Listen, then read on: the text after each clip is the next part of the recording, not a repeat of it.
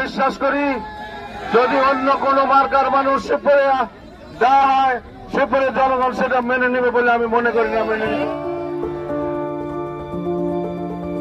নরসিংদীর রাজনীতির এক পরিচিত মুখ তোফাজ্জল হোসেন মাস্টার। দীর্ঘ সময় ধরে তিনি নেতৃত্ব দিয়েছেন তৃণমূল রাজনীতিকে, গড়ে তুলেছেন একটি সুসংগঠিত রাজনৈতিক কাঠামো।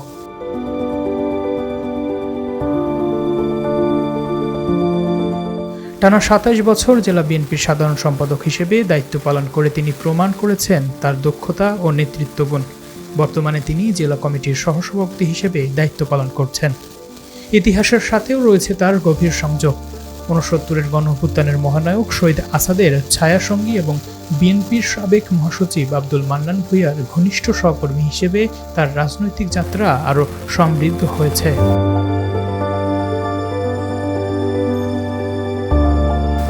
একজন বীর মুক্তিযোদ্ধা হিসেবে তার রয়েছে অনন্য সম্মান। দীর্ঘ রাজনৈতিক জীবনে নেই কোনো বিতর্ক। স্বচ্ছ ও পরিচ্ছন্ন ভাবমূর্তি তাকে করেছে গণমানুষের কাছে গ্রহণযোগ্য। নরসিংদীর প্রবীণ থেকে তরুণ সব প্রজন্মের কাছেই তিনি আস্থার প্রতীক। তাই জেলা পরিষদের প্রশাসক হিসেবে তাকে দেখতে চাওয়া এখন অনেকেরই প্রত্যাশা।